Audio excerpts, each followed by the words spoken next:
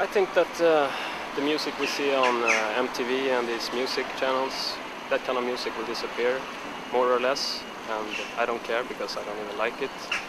And we will have music which is more for the listeners and not just for people to make money on it. You know, $25 million per album, I think it's absurd. I don't want to give money to them. I think it's so wrong.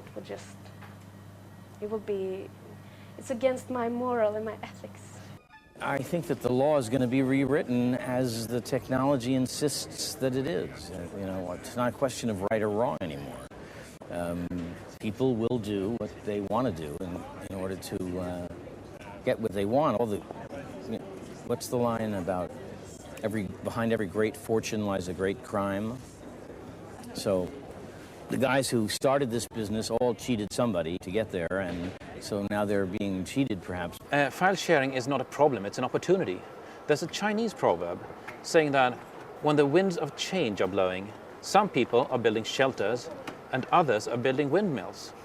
It's interesting in historical perspective that up to the 70s, recorded music was rather seen as a threat against musicians by, for example, musicians' unions and collecting societies. Instead, it was totally obvious to them that live performances was and remained the main revenue stream for musical performers. Then, after the cassette tape explosion, there was some kind of capitulation to recorded music. And there was a golden age for recording industry with the CD.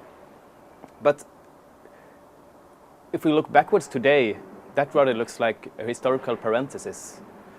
And I would say that live performances are again turning to be the main revenue stream for musicians, most musicians.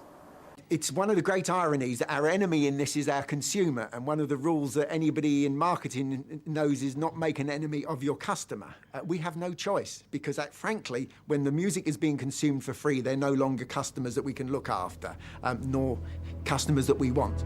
It is ridiculous to believe that you can give product away for free and be more successful. I mean, it defies the laws of nature. Would a clothing store give all their clothes for free? A car dealership give all their cars for free? Of course not. Now, it doesn't mean you don't do some promotions and you don't use advertising creatively, but nobody can make, if they don't make a profit in this world, they're out of business. That's just the laws of human nature.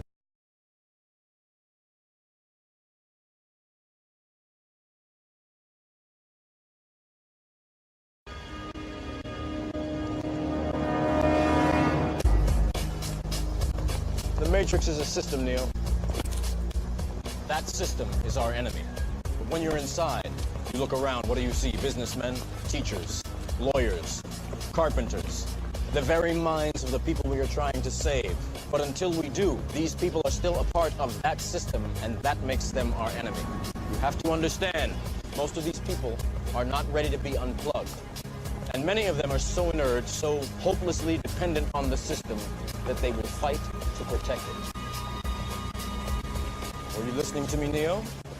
Or were you looking at the woman in the red dress? I was... Look again. Freeze it. If you are not one of us, you are one of them. What are they? They are guarding all the doors, they are holding all the keys, but they will never be as strong or as fast as you can be. Politicians can never stop the file-sharing movement. It's always going to be about the young people doing what they want. If they don't think the laws are worth obeying, they won't obey them. I don't think that the American government or anybody else can stop what's happening on the internet when it comes to downloading files. Maybe in the short run they can make some small ways to fight Pirate Bay, but I think in the long run they cannot control it. The internet, it's too big, you can't fight against it. It will always be possible to share and download. I don't think no one can stop it. It's a new technique, and I think people will find ways to use it anyway. The technology is always evolving. So the lobbyists will have a hard time to catch up with the file sharers. So I think they will always be one step behind. I don't even believe they're not police state crap that they will get through with it. People will always try to share ideas and share files. I think file sharing will last forever.